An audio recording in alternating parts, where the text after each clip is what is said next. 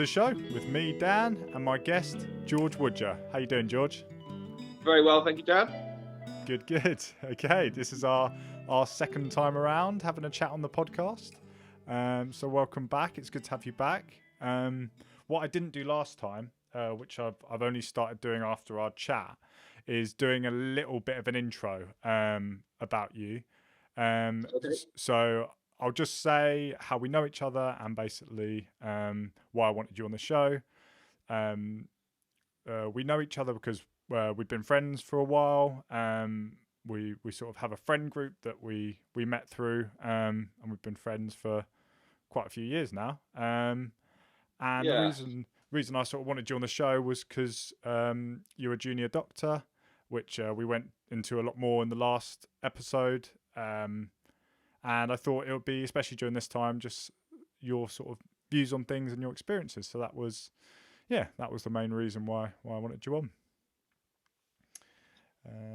Cool. So this episode, I just thought I'd kick us straight off and ask you about something that we already said would probably be good to discuss. So during this time, sort of the coronavirus times, vaccines are becoming a lot more topical. They're becoming a lot more in people's consciousness, and it's on the news a lot. I just thought maybe we could start with that and just ask you what your understanding of vaccines are, what vaccines are, and if you could talk a little bit about vaccines and what they are, what they're used for.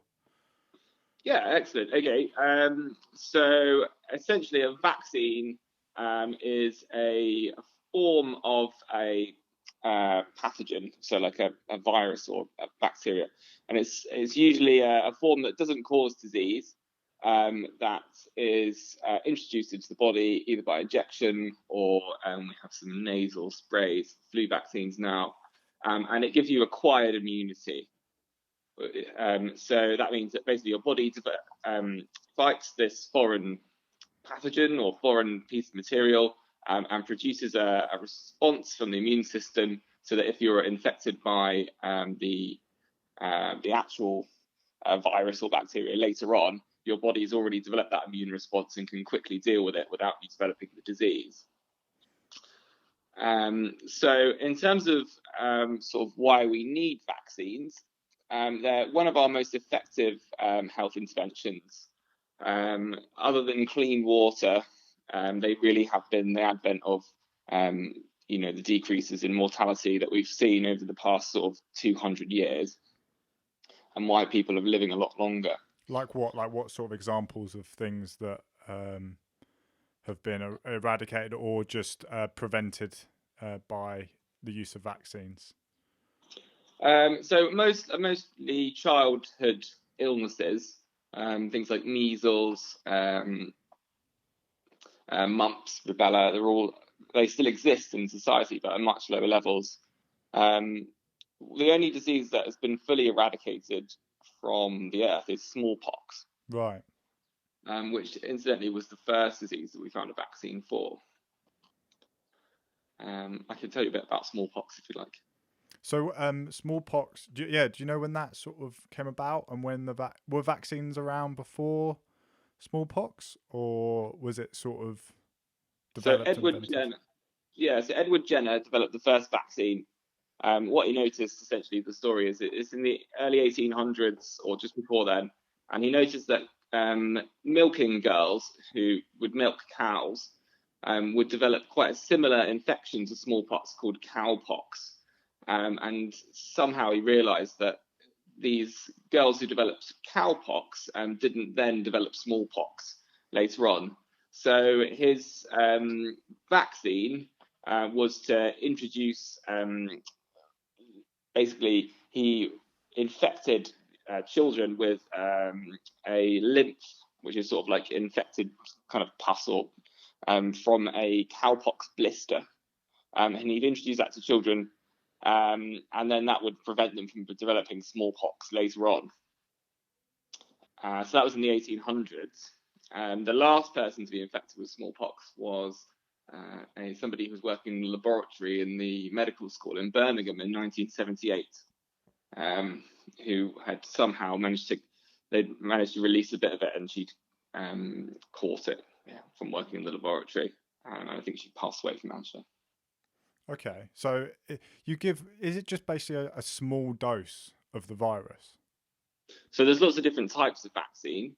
Some of them are live attenuated forms. So that means that's the live virus with some of the components that cause the disease removed or altered in some way so that it doesn't cause the full-blown disease. So it's like a modified virus. Yes, exactly. Yeah, okay. Yes, it's a modified form of the virus.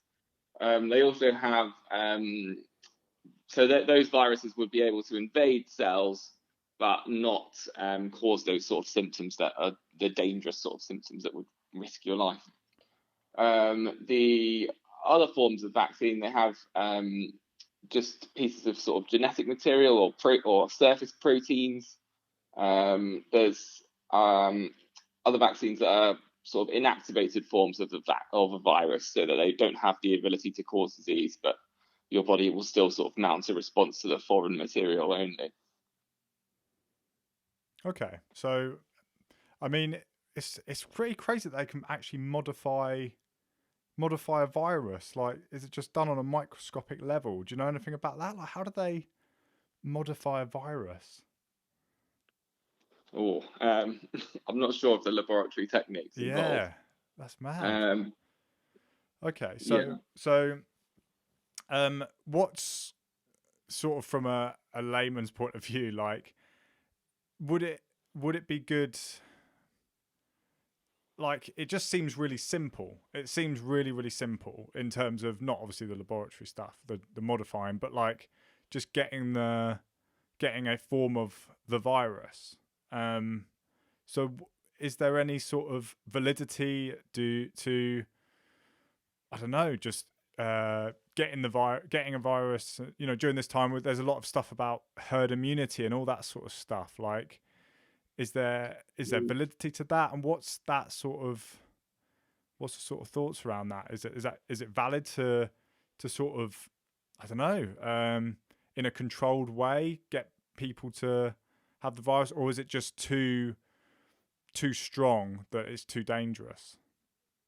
So if you're talking about kind of letting a certain percentage of the population catch the coronavirus, and then that would protect the majority essentially, because the virus wouldn't have anyone else to infect. That was the idea of herd immunity. So herd immunity as a concept is either that you have a vaccine that produces herd immunity. So in terms of like a measles vaccine, if 95% of children have had the measles vaccine, then those 5% that haven't will be protected by the herd, because the virus won't have the kind of the intervals or the intermediate steps to get to the child from the infected source. If that makes sense.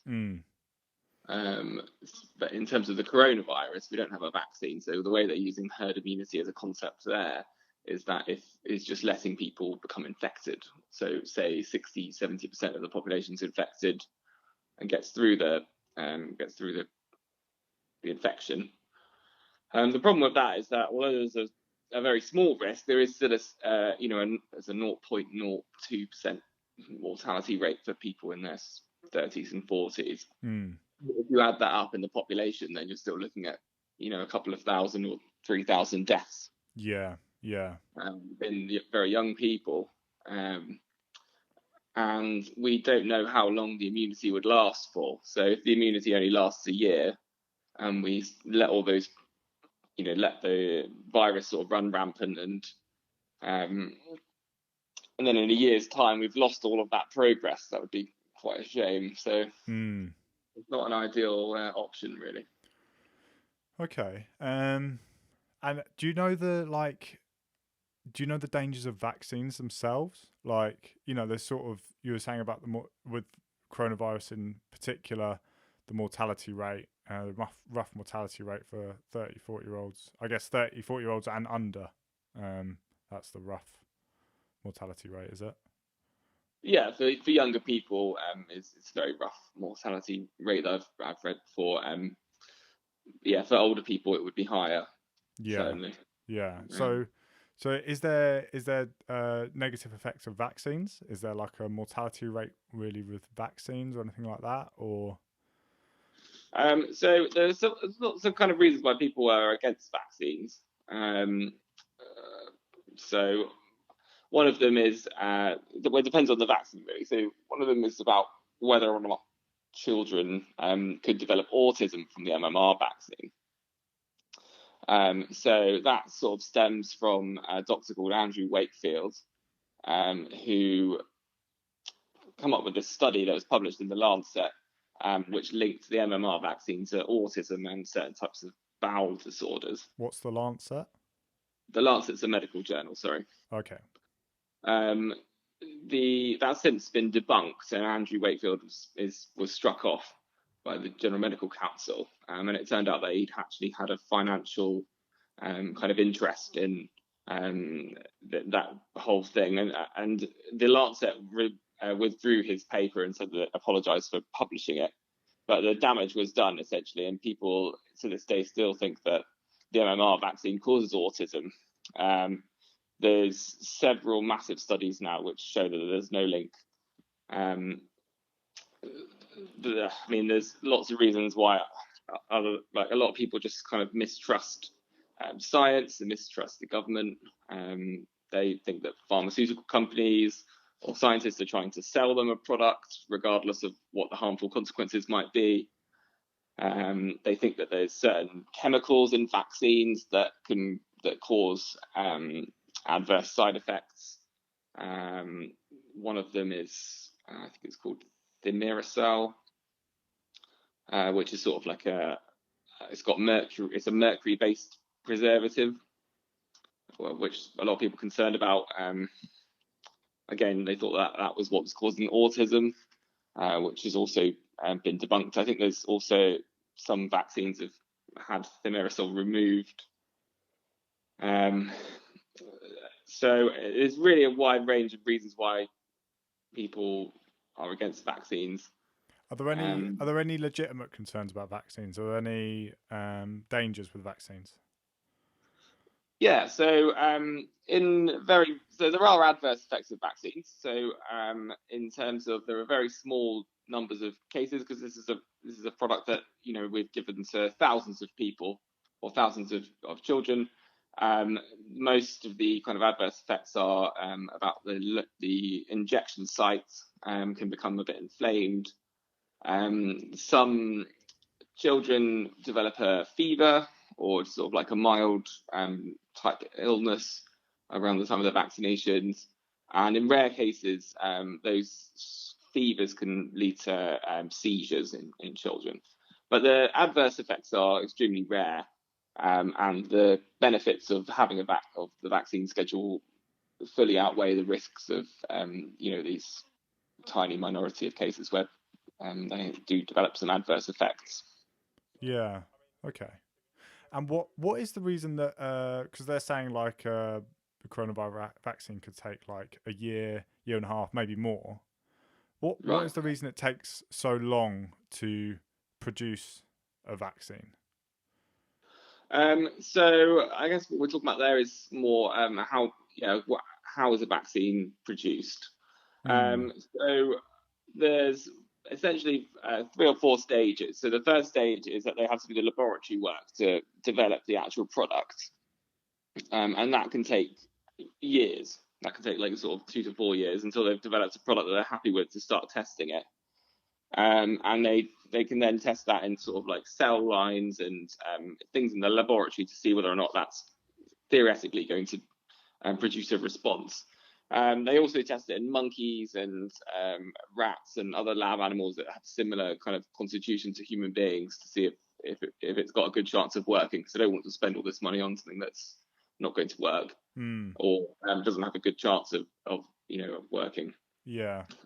And then they test it on a very small group of healthy adults, which are usually around 20 adults, something like that, to see if there are any majorly negative side effects of the vaccine, which mean that they wouldn't be able to proceed into the next stage. If none of the adults develop any kind of severe side effects, then they move into a phase of which the Oxford vaccine is now in, which is sort of a phase 2 clinical trial or it's a 2/3, where we've given it to sort of maybe a couple of thousand people. And what you're looking for again is side effects, but also after a period of time, whether the vaccine works and it's developed immunity, or you can test the antibodies at a later point. So, I mean, for a vaccine schedule that takes 6 months, that you have to have 3 doses, that sort of drags that period of time out. And then once it's been proven to be safe and effective, then you can use it sort of in a bigger study. Again, you usually choose a cohort of people in the tens of thousands or up to hundreds of thousands, and again, monitor for adverse side effects. So if, say, a side effect only occurs in 1 in 10,000 cases, you need to have a study size of 100,000 people to be able to have a good chance of measuring that. And then once it passes that stage, which again can take years, it then is kind of rolled out into the market, and it's again then monitored from a distance by the Centre for Disease Control and things like that. Okay, so 1.5 years or 1 year is a very it seems like it could be a lot longer than that, potentially. Yes, possibly, and that's taking. I mean, there are I think about 100 different candidates for vaccines that have been developed or are being developed for coronavirus. A good percentage of them won't work or will fail the safety data or things like that. So it's no guarantee that there's a vaccine very close on the horizon. Yeah, I guess when you said like it can take like 3 years just in the lab part of it, I think that's one of the most shocking for me, is because as just an average person, like I say, it can be so simplified in your mind, just like, oh, we just got to get a bit of the virus, put it in what's it called, a needle injection, what's it called, syringe. That's the one. That's the one. Chuck it in a syringe and then just inject it. So I mean, clearly there's a hell of a lot that goes on for it to take 3 years, or potentially 3 years to produce. Well, it can take. Yeah, I mean, there's some diseases which we haven't been able to develop a viable vaccine for at all, like Ebola, malaria. I mean, there's some recent candidates that show some promise of working, but that's been 50 years of research, and we've still not developed a viable candidate. Yeah, I guess one of the positives or the optimistic things about this is that the whole world has a vested interest in this vaccine coming as quickly as possible.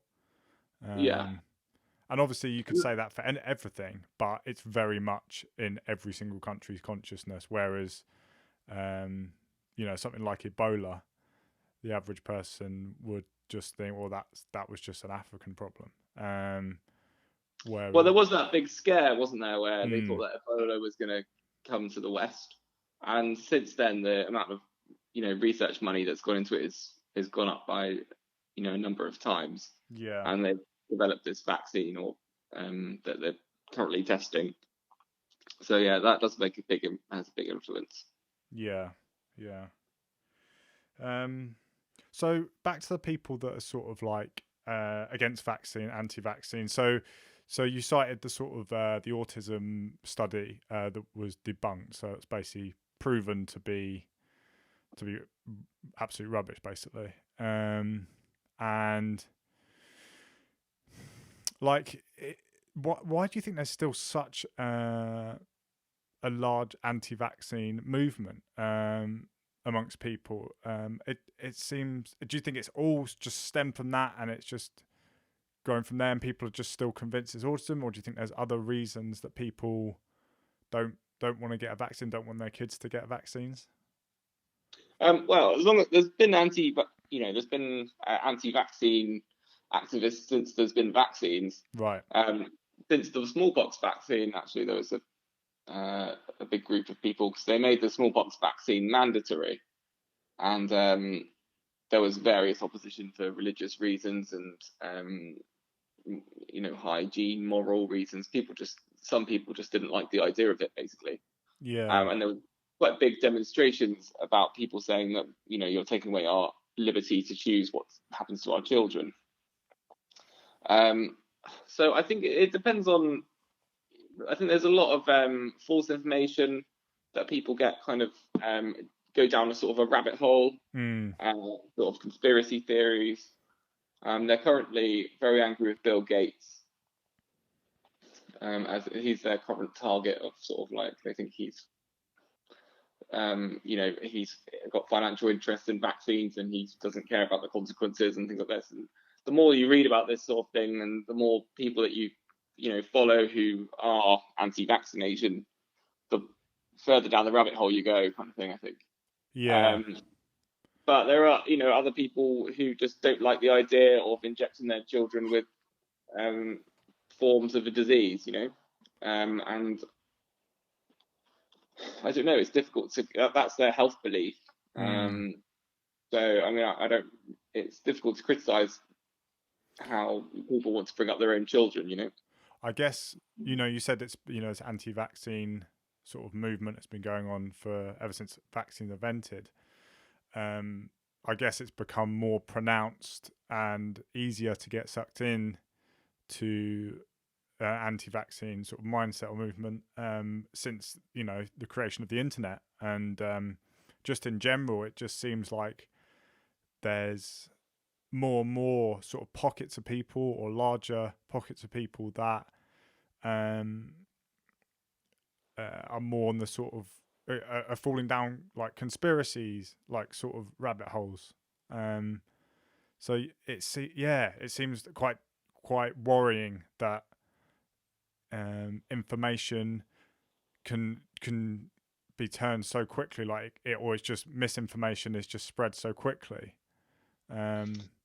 I mean, the other thing to say, I think, is I think that one thing that we don't really often understand is that if you believe that Bill Gates is creating a vaccine to kill 100,000 children, and you really believe that, then it explains your behavior. If you understand, like you would be extremely kind of hot on it and be thinking like anybody who doesn't understand this is needs to get with the program. Like it's like people who think that abortion is murdering children. If you genuinely thought that doctors were murdering children, then obviously you'd be out on the streets kind of protesting. Yeah. You understand what I mean? So what you're saying is they don't legitimately have these fears, or are you saying that? No, I'm saying if you were a person who genuinely believed that a vaccine might kill your child, then you would have a very strong your actions would be very strongly against them having that vaccine, if you understand. Yeah, sure. So yeah, when people do protests against vaccines, things like that, it comes from an initial belief. Is that basically what you're saying? Yeah. I mean, you can understand how their beliefs are so strong if they've accepted those initial kind of concepts that vaccines could kill their child, and From the point of view of your profession, but also I guess your personal life as well. Where do you find reliable information nowadays? I think that's a concern for me. And I struggle sometimes, and I feel like I'm a lot more very aware of the amount of misinformation and fake news that's around. But how do you personally like navigate that? How do you find like more truthful sources and reliable sources? Because it just seems there's just so much content. Yeah, I think that with like with the stuff to do with vaccines and things like that. I mean, I've been having a quick look on the internet earlier today. If you Google a question like about vaccine, then the first sort of 10 results are usually from reliable sources like the World Health Organization, Center for Disease Control. Public Health England, the NHS websites. Like, there's lots of. I think people should trust these sort of institutions that are set up to give us reliable health information. Often, when people are trying to support their views on social media about against vaccines, the evidence that they'll cite is a YouTube video or like a site which is sort of got a bias towards that sort of information. I think but then what they one problem is that they often don't trust conventional like outlets of kind of information like the World Health Organization. They think that they're all in some sort of global conspiracy to against vaccine, to be pro-vaccine, and they've got this financial interest and things like that. So it's hard. It's a difficult balance, really. But for me, to look for when I look for information, I look kind of in those legitimate sort of sources of these institutions that have set up to provide good information like that. Yeah, and this mistrust is really crucial. It seems to be because someone like you and me would go to. I always go to the NHS website because I just think it's reliable for my own reasons. But other people would see the NHS website as got an agenda, and whereas this person that I saw on YouTube, or has got this little website with a following, with a loyal following, he seems to speak the truth, and he hasn't got any vested interest. So I guess like you say, it's this mistrust of large institutions, and I'm not sure. Well, I guess maybe part of that comes from when large institutions really do let people down, and there's a lot of corruption. Over the years, there's been countless corruption in large companies, or multinationals, and governments, and I think over time maybe people get a bit sick of it. I think what keeps your faith in some of these big organisations that are producing information?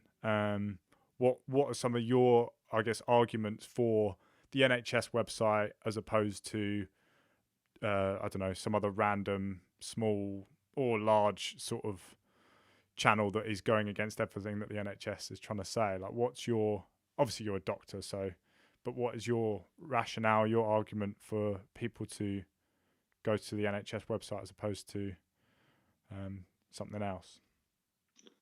Well, I guess the people who create these information pages about on the NHS website are there, so they kind of look at the medical information from the primary sources of like sort of research studies and things like that, and then summarize it into a readable form for the public. So I guess my trust is in them, in that process, and the people who are employed to do that. And I guess that as well, I've never come across a case where I've read something on the NHS website or so a kind of a similar page, and then that's gone wrong, or that piece of information is demonstratively false. I think the NHS as well is not run for profit, and I don't think it probably does have some vested interests, but I don't think that there's no strong kind of financial pull in any one direction that I can kind of I would recognise. I mean, from my own personal point of view, that's one of the reasons I would trust the NHS maybe more than certain American healthcare websites, because it is a publicly funded institution. There's a lot less of that sort of like underhand sort of stuff, and it's not as open, or it's not as open to corruption as the private sector in terms of healthcare can be. That's one of my reasons, I feel like, and also if institutions this big and that have been going this long were that level of corrupt, also obviously there's all levels of corruption in any organization, from just people lying to their colleagues every now and again, or but the level of corruption that is thrown at like these public institutions like the NHS or WHO or any of that, it would have been found out by now. And it just seems so irrational to not trust something that's been around for this long and still has a very good reputation in terms of reliability of information. Yeah, I think that's right. Yeah, that's exactly right. Okay. So back to the sort of vaccine thing of you mentioned sort of children getting the MMR vaccine. What's your sort of, so MMR is mumps, measles, rubella. Yeah. So what's your sort of view on the debate around it being compulsory? Oh, okay.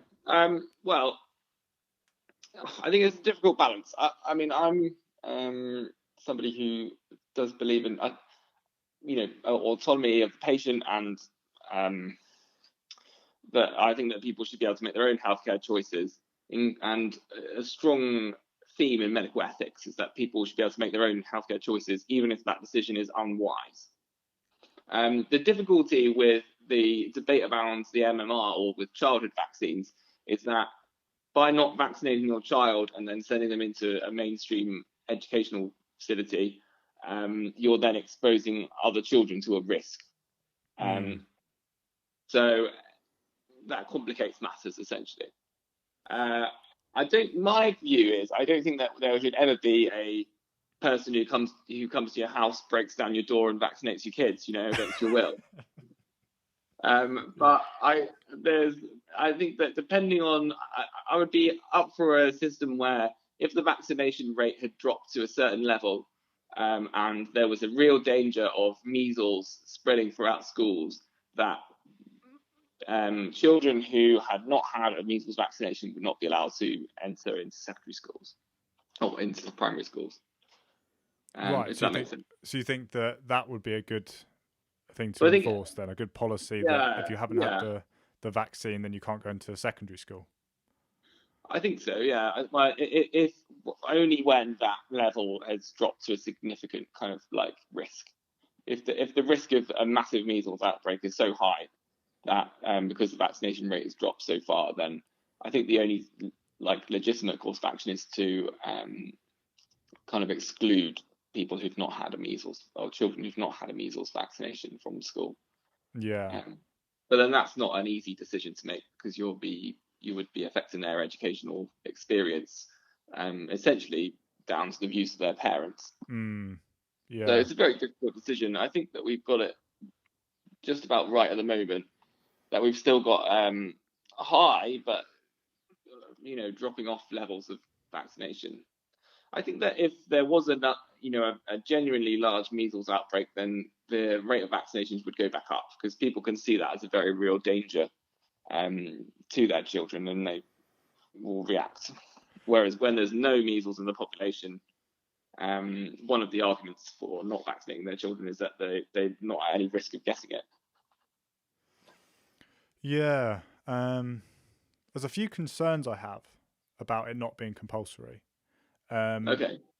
One of them is America saw a huge outbreak of measles, just from my understanding, during Donald Trump's presidency. And he had made quite a few comments, anti-vaccine comments, which when the measles got worse and the outbreak was getting worse in the US, he then backtracked and said everyone's got to get a shot. He didn't make it compulsory, but he was just from a PR point of view, I guess. So I'm concerned that by waiting for it to go too far, waiting for it to be an outbreak before it's compulsory, then we've got problems. Also, I don't completely buy this whole thing about parents having the choice over their children when it comes to health that affects other people, and even the child itself. You know, there's the Children Act, which was brought in to protect children. I believe it was to protect children from a healthcare point of view, and that the healthcare system have to do what's best for the child, no matter what the parents say. Is that something about that? Yeah, so I think that in rare cases where a parent's views are so extreme that they are causing or have the potential to cause serious harm to a child, then there can be a court kind of injunction which rules in the favour of best interests kind of decision in relation to a child's care. So so I think that recently there was a case of a young child in Great Ormond Street Hospital who was severely mentally disabled and had a terminal illness. And the parents wanted to move him to Italy to try an experimental treatment. But the doctors who were looking after him didn't think that that would be in his best interests because there was no evidence that this treatment, would help. And I think that there was a decision eventually made against the parents' wishes to keep him in the country. But I think that sort of thing is quite extreme, and I think you have to prove there has to be a really real and imminent risk to use them sort of powers. Sure. Yeah. I understand what you're saying, though. I mean, in my view, everybody should get their children vaccinated because I think vaccines work and they're safe and effective. I just wonder, when you start to talk about things like mandatory vaccination, you have to think about what is the enforcement. What's going to make people who don't want to vaccinate their children and refuse get them vaccinated. Right. Yeah. Like, are they going to go to prison? Are they going to get a fine? Are their children not going to be allowed in school? Yeah, and obviously, yeah, that is a part of it that is very difficult. Yeah, I guess I sort of compare it as well. Like, are you allowed to give birth in this country without a midwife, or without any healthcare professionals present? You are. Yeah. And you can give birth wherever you want. Your midwife has to go and go where, if you have a midwife, and say you want to give birth under a tree in the park, then you can call your midwife and say, I'm in labour, and the midwife has to go and go wherever you are. But are you allowed to give birth and not call a midwife and just have birth? Give birth? Yeah, absolutely. And what, you're allowed to cut the umbilical cord yourself and all that sort of stuff? Oh, really? Yeah. Oh, I didn't know that. Okay. I guess like the other thing is sort of like, what about children who are kind of morbidly obese?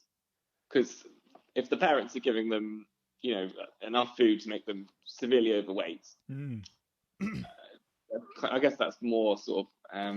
Yeah, but you can't catch fat. Like, you can't. Yeah, you're not going to go into a school and if you're fat, and the other kids will get it. I mean, if you're bringing loads of sweets, you maybe. But I think the concern for me is the public health concern, as well as obviously the child itself.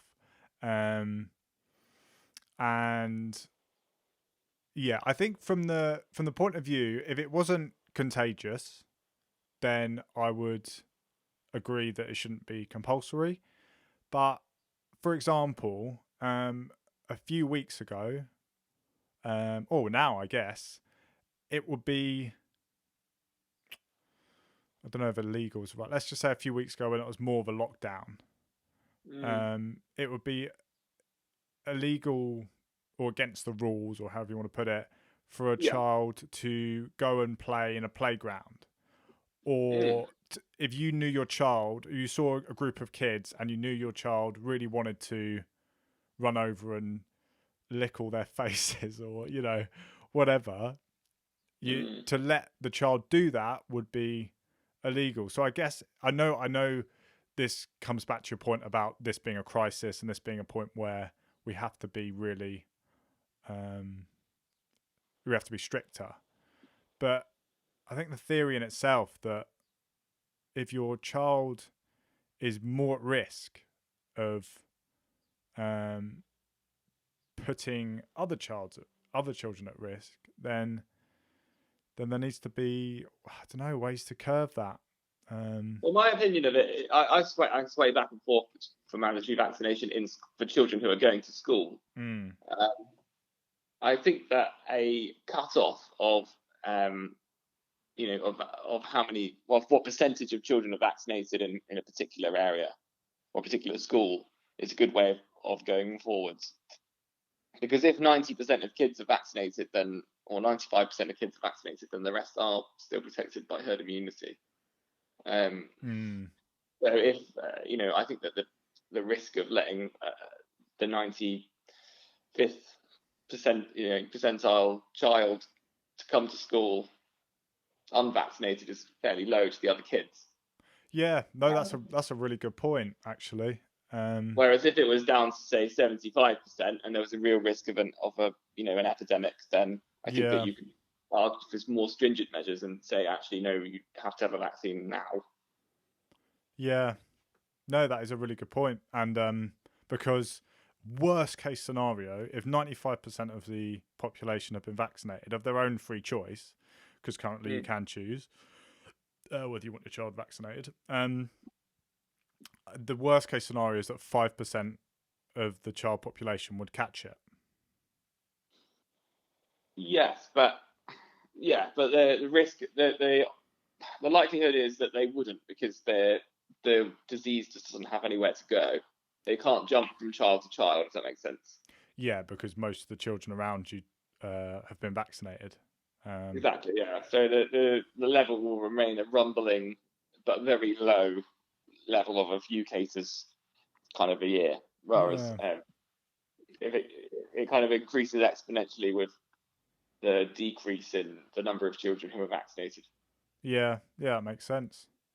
And I guess you can't ever fully police it because, once borders open up again and there's people coming in and out, you could have a child from another country who's got measles and then they come in, so you can't ever fully control it. If someone comes on a holiday or whatever, and their kid with the measles plays with your kids, yeah. Okay. Yeah. Another thing I want to talk about, which is sort of tied in with the sort of anti-vaccine movement, is alternative medicine. Or complementary medicine. Could you describe what alternative medicine is? I guess it's anything that is outside what you would normally be prescribed by a doctor, like a GP or a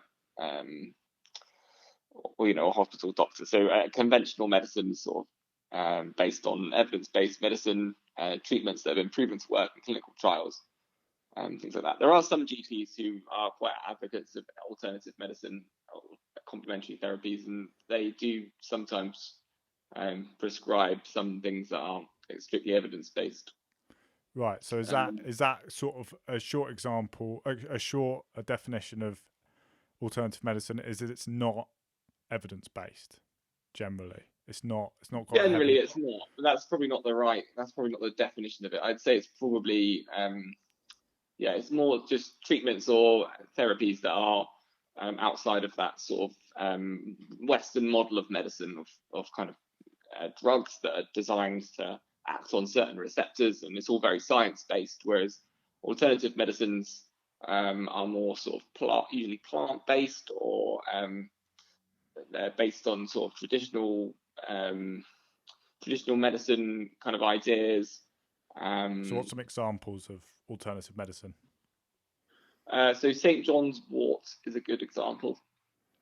So that's a sort of from a plant preparation, and although there is actually some evidence that it does work, it does have some effects in depression. A lot of people take it for low mood, but it's got quite a lot of side effects, and it can interact with a lot of other medicines. So it's quite a risky thing to take. So you might think that because it's made from a plant, it's safe, it's natural, but it's not necessarily always the case. Right. And I guess would acupuncture, would that be considered alternative? I guess, yeah, I think so. I think that would probably be alternative, or complementary, I think is the latest kind of word. Complementary. Okay. Yeah. Homeopathy. Yes, homeopathy. So I think there's sort of like for me, in my view, there's sort of a spectrum of these things with kind of acupuncture, I guess osteopath, kind of chiropractor type things, and then sort of plant-based therapies that are proven to have some effect on one end of the spectrum, and then sort of homeopathy which is fairly non-evidence based, diluting sort of water down several thousand times. It doesn't seem very sensible to me, but some people swear by it.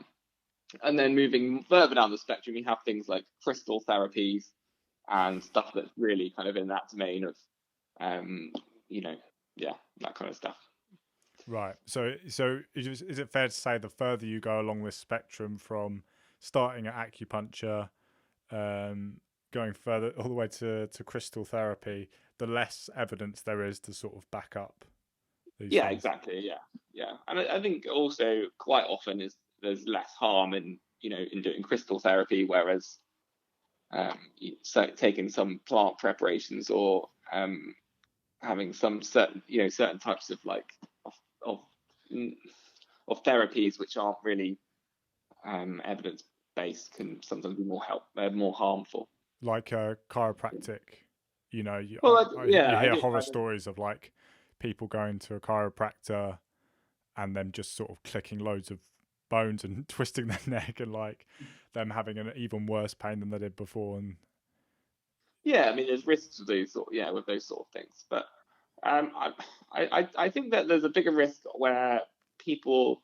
I mean, I think I personally, I'm trained to be a GP. If people are using complementary therapies, as long as they're safe, I've got no problem with that at all. Like, people have their own health beliefs, and they're more than entitled to, use things that they believe in. yeah, I think that I'm much more kind of resistant when somebody wants to use alternative or complementary therapies as a replacement for the treatment of a serious illness. right. So that's why I guess one of the reasons for the name change is that complementary medicine is to be seen as an addition as opposed to instead of. Yeah, and I think people who have cancer and need to have chemotherapy and aren't really sure about it are in quite a vulnerable position for somebody who's a naturopath, or however, whatever they've branded themselves, to say, oh, we don't need to have this chemotherapy, you should come to my workshop and I'll make you a preparation that's just as good. I think that's it's a tricky situation, which So, would there be any alternative medicine complementary medicine that you would recommend in certain situations? Like, obviously very particular situations, but are there any that you sort of would consider prescribing?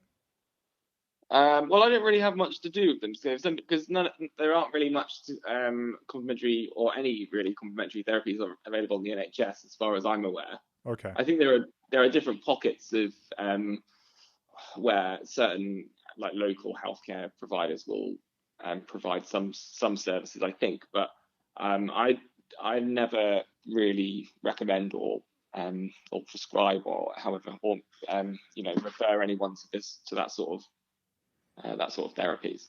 Have you tried any? Um, let's see. Well, I'm actually a level 1 Reiki healer. Okay. And what's a Reiki healer? So Reiki is the practice of the laying on of hands. as I understand it, it's sort of it's kind of a Eastern sort of therapy which involves the transfer of energy from yourself into another person, I guess. We have a family friend who's who used to come around quite a lot, and I remember once I had tonsillitis, and she put her hands on my neck, and there was a really warm kind of sensation into my neck. I did feel a little bit better afterwards, so I wanted to go and kind of investigate that a little bit and see, if there was anything to it. And she said, "Why don't you do this like first step into being a Reiki healer?" So I did. It was like a 1 day course. I didn't really, find much from it, to be honest. So you're not converted then? No, sadly not. I think that the warming of the hands was mostly. I think she just rubs her hands together really quickly, and that's what produces that. Right. But yeah, interesting. I think that there's a place for these sort of things, in going for a massage or getting some Reiki. Like, I think that it all comes under that kind of umbrella of this new term, wellness. Kind of like trying to look after your mental health and Holistic. having some sort of input, some time to yourself to do things, whether that's reading a book or going to for a massage or whatever it is. I don't think necessarily anything bad to come from that. Are you a bit concerned? I'm concerned because Okay. First of all, they've taken the word holistic and it's now become more of a complementary medicine term, whereas holistic just means considering everything, doesn't it?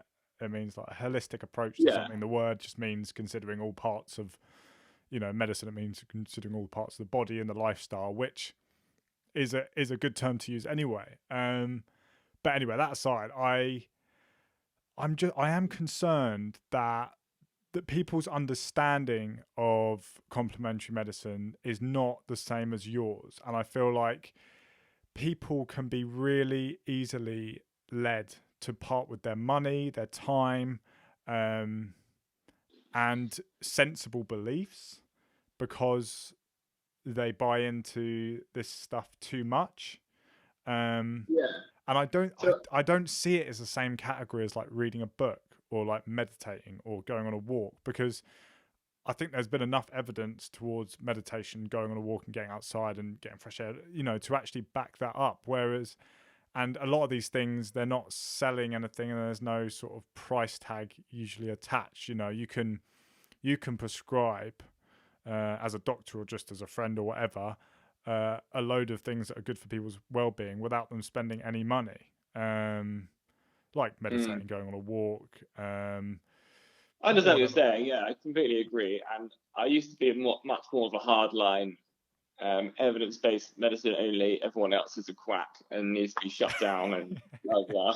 So you've softened over the years. I've softened, yeah, definitely. And I do think that you have to give people a certain personal liberty and to explore things that aren't medical evidence-based. It's very interesting, actually. In this country, anybody can kind of deliver medical treatments to another human being without any real. I mean, you can't prescribe medicines, but like if you come up with a formula in your garage, you're within your rights to give that out to people. So could I commit surgery on you? Could I do surgery on you? I think so. But interestingly, you can't do that on an animal. You can't perform or give out unlicensed therapies or surgeries to an animal. Wow.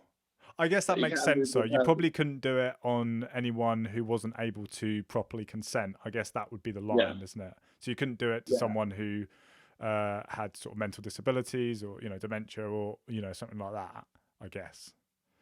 I think that there's a lot of conditions. There's a lot of patients who we don't have a medical solution to as well. So people with things like chronic pain and things like that. We see loads of these patients, and they're very difficult to know what to do with them because loading them up with more and more kind of pharmaceutical agents isn't in their interests.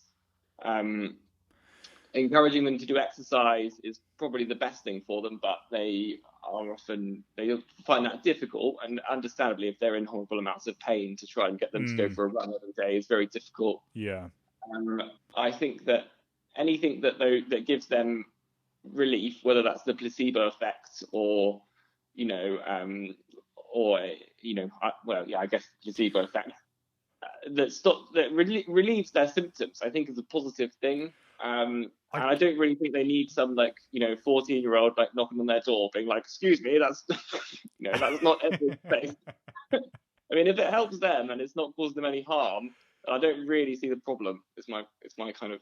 See, I'm concerned even with that. So I'm not saying, by the way, I'm not saying, just to clarify, that it should be compulsory or it should be illegal. And I'm not saying anything like that. I definitely agree. It's up to people's choice if they want to rub a leaf on their forehead to get over a chronic headache. But my problem is, and again, that sort of example you were giving, or the sort of situation you were giving where conventional medicine hasn't worked, evidence-based medicine has not worked.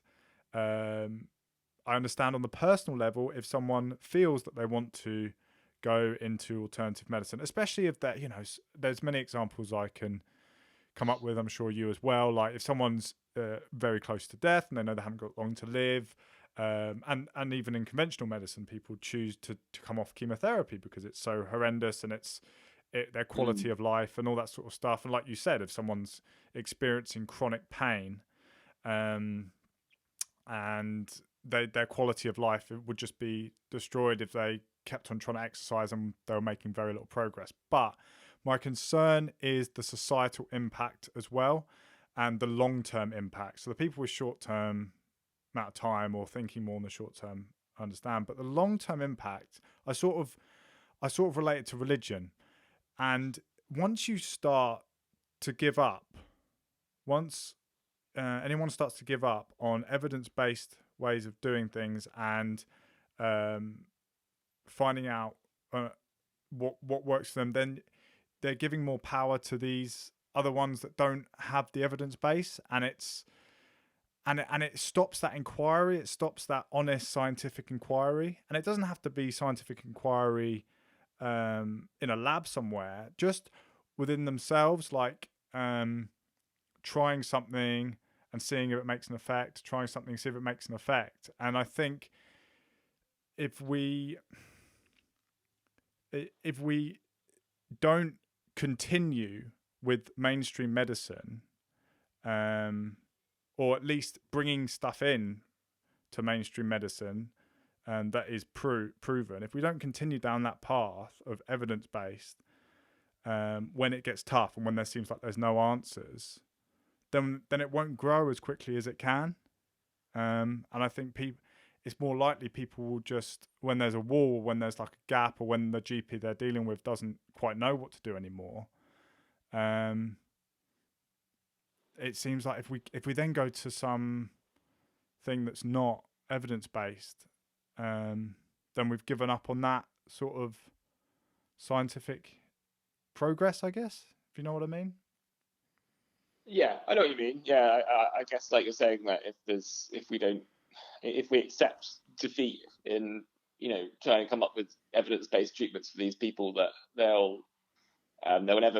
won't be the kind of pressure to carry on doing research and trying to find out what the answer is. Yeah, because I think there are so many. You don't have to necessarily, in most scenarios, I don't feel you need to touch complementary medicine. Now, I'm just saying for most, I'm not saying for all. And I feel like we know just outside of the normal GP thing. So the normal GP thing that you'll get prescribed is you'll see correct me if I'm wrong, but you'll see a specialist, or they'll prescribe you a drug, or they'll do stuff that has worked for decades, or stuff that's new. But we now know so much more outside of just that GP practice. If you look into sort of like sociology and sort of environmental factors that affect your health, if you psychology and all this, it's sort of, there's so many fields within medicine, but also so many scientific based learning you can do, reading books about things. And I just feel like it's an easy way out. It can be an easy way out. And I'm not judging people who choose it, but it can be an easy way out. And I'd say from my point of view as well, if I look back, because I had a undiagnosed tumour for 5 years. And again, this is just my experience. I was going through so many health professionals who just didn't have a clue what was going on. They just didn't know. They did all the tests. They did all the tests I even asked to be done, and nothing showed up. And even though they actually did the test for the tumour that I thought that I had, which I did have, the test showed up with nothing. So I was constantly going through the healthcare system, and I just know if I had given up on it and gone to complementary medicine, then I wouldn't have found out as quickly. And there's that worry in my mind that it's a bit of a... I know what you're saying, yeah. Yeah. I think, well, I think it's a bit of a difficult... I think the scenario that I'm envisaging is a bit difficult because you're sort of like a young man who doesn't, I think that all the healthcare professionals that you saw were quite convinced there was something wrong with you, but they just couldn't find out what it was. Does that make sense?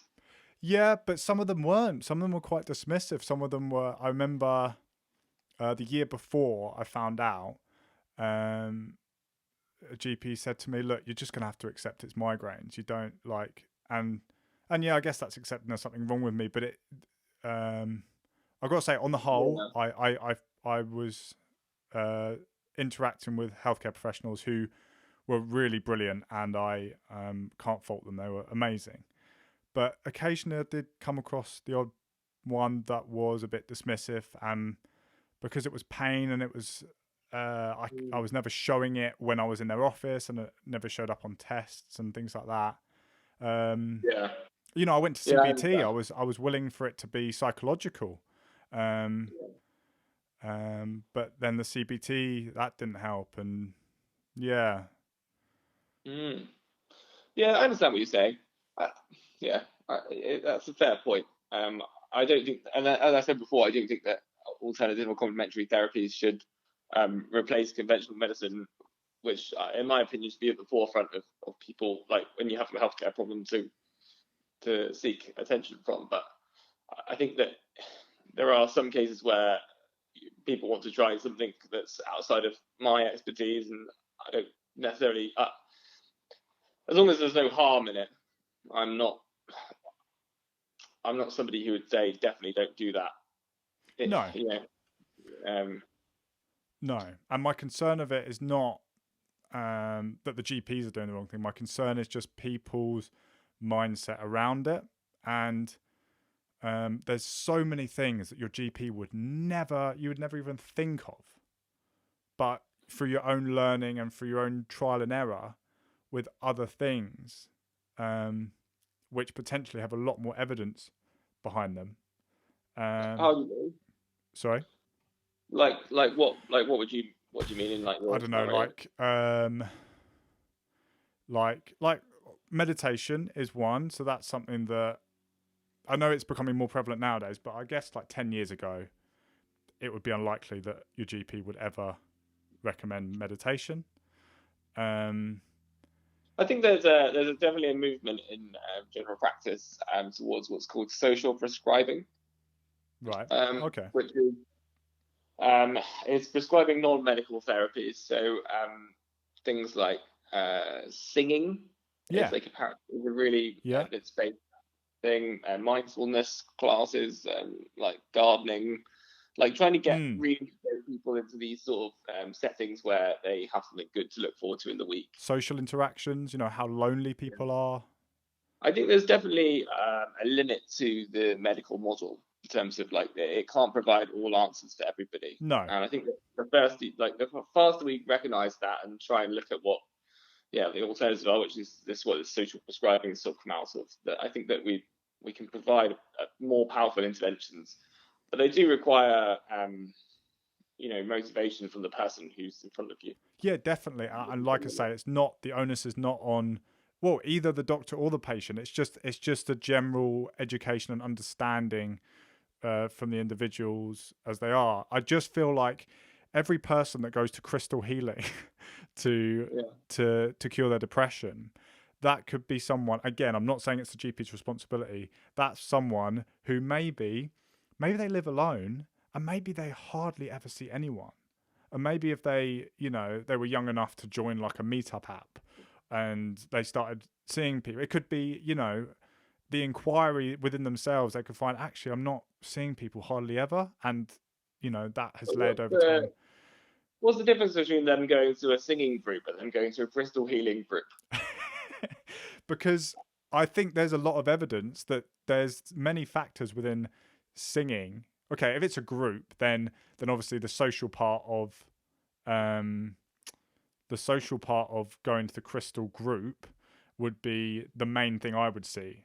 Because Yeah. obviously with evidence-based medicine, you have to isolate and you have to use RCTs, so randomized controlled trials, and you have to really find out exactly what is the thing doing the harm or the good. I think there But I is don't know. probably I think there's a limit to that, though. Like, do we? I don't know. Do we need a randomized control trial to say that singing is a positive activity, or I don't know. I do think there's a limit but to that. sure, but I think, see, for me, I feel it's really important to find roots of the problem. And I think these things like crystals, like let's just take crystals as an example. If people believe so much that the root of their problems is they're not having enough crystals in their life or the right crystal in their life, then they're going to seek that. Whereas actually going to a group with crystals, they might feel great afterwards, but actually it might just be because they were spending time with people and they were all agreeing on stuff and they were having a laugh, having a chat, and you know. Uh, So I think it is important, and it's not important for the average person whose mental health is generally okay. They have ups and downs, but they're fine. It's important to spread the right information to the people who really don't know what the problem is. And I think, I don't know, but I would imagine there's some actually genuinely good evidence that singing itself produces endorphins, helps your brain in some way. Whereas, and that obviously tested against placebo, because you have to test everything against a placebo. Just because something works for you and makes you feel better doesn't mean it's because of the reason it's said to be. I think there would be more evidence behind singing being more helpful than crystals. yeah, I think that's definitely true. But there might be some people who, I don't know. I think like I think that what I'm trying to say is that we shouldn't be kind of leveraging our prejudice against certain people's health beliefs in so we can make generalizations, but I think that, so like, what's the difference between going for a massage and going to a Reiki healer? Like, there's probably limited evidence for either, but in our view, a massage is a legitimate thing to do, and going to a Reiki healer is illegitimate, and those people are being exploited, blah blah. I think it's a difficult balance. And I'm not saying that these people are definitely being exploited. And I think actually the vast majority of practitioners for complementary healthcare really believe in what they're doing, and their patients really do see benefits. I have no doubt about that, and I think that is true. But I think it's really important for each individual, when they're finding out what is wrong with them and what are the most effective ways to help themselves. I think, I think we need to be. I think it's important to be accurate about that, especially for the people that are really suffering, not the average Joe who just, feels a bit down sometimes. Well, that's more what I'm talking about. People who just have like some problems in their personal life or work life that just get them down. And I don't think that the medical model of depression and antidepressants and things like that really is going to sort out that problem, if you know what I mean. Yeah, exactly. Yeah, and yeah, I. For, what I'm saying is for the people that are really suffering. Like, I don't care if, middle class woman who's got a nice life and she's all fine and she's, her health's really good and her life's really great and she wants to rub a crystal on her forehead. It doesn't matter, whatever.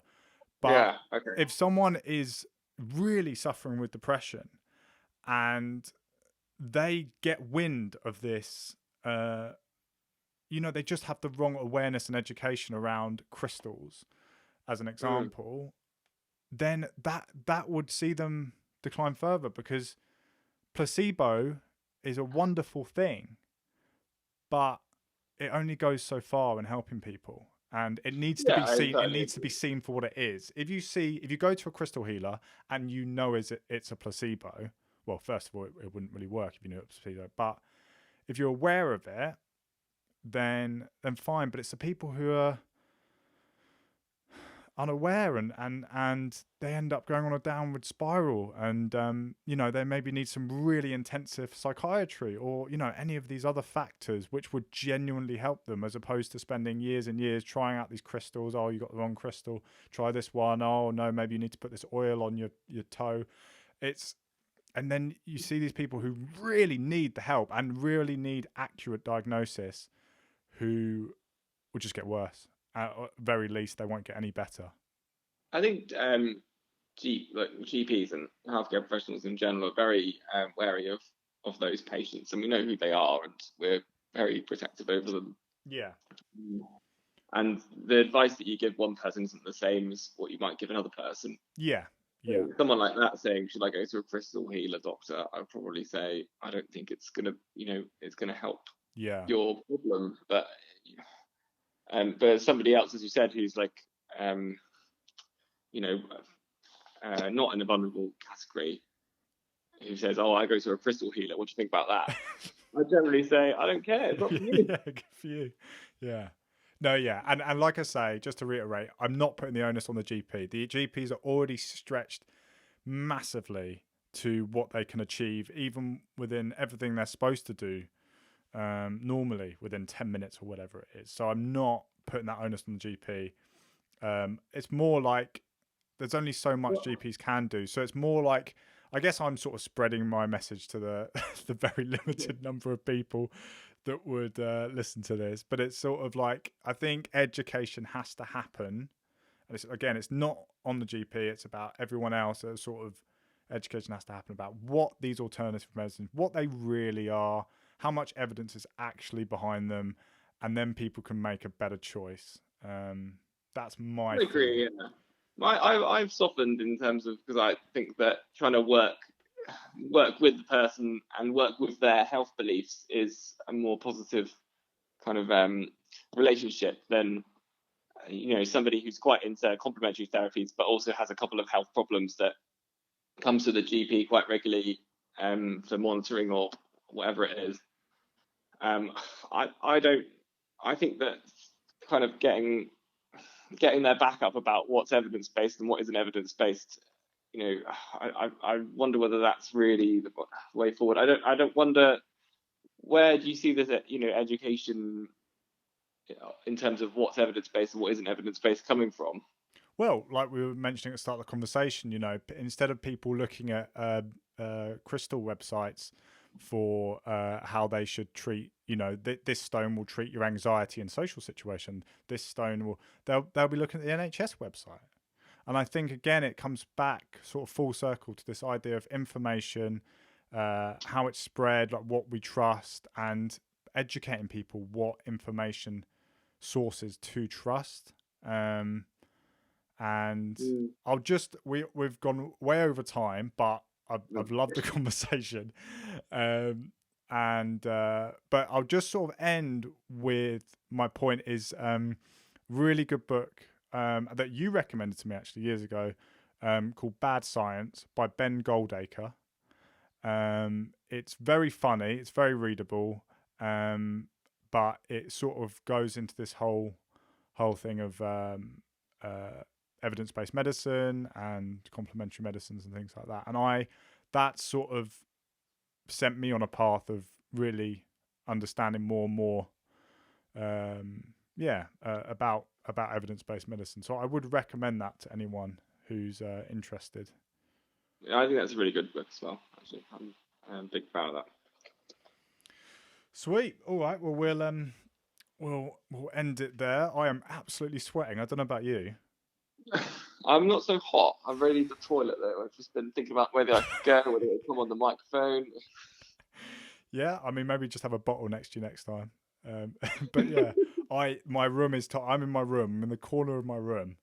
It's just a little bit of a reveal behind the scenes to anyone listening. But I'm in the corner of my tiny room, and because it's the best place for sound. And I closed the window and asked all my guests to close the window, but I'm in this tiny room, the window closed. The sun is beaming through the window. I've had to close the curtains as well because that helps with the sound containment and all that. So it's a sweat box at the moment. So yeah. Anyway, I'll just say to anyone listening, I know I had some strong views on this, and would you, George, you've been very, very diplomatic in your answers. Yeah.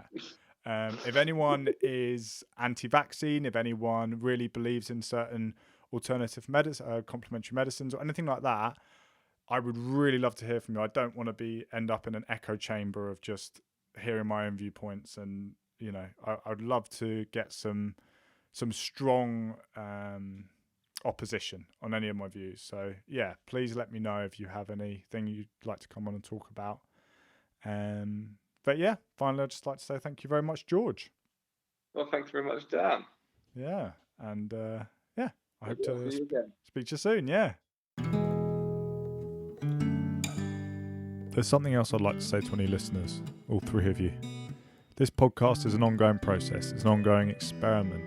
I'm trying things out and seeing what works and what doesn't. And so any feedback on this or other episodes will be really appreciated. I don't want this podcast to just be for my own enjoyment. The goal is for it to benefit people in some way. And constructive feedback is the best way to know if this goal is being achieved.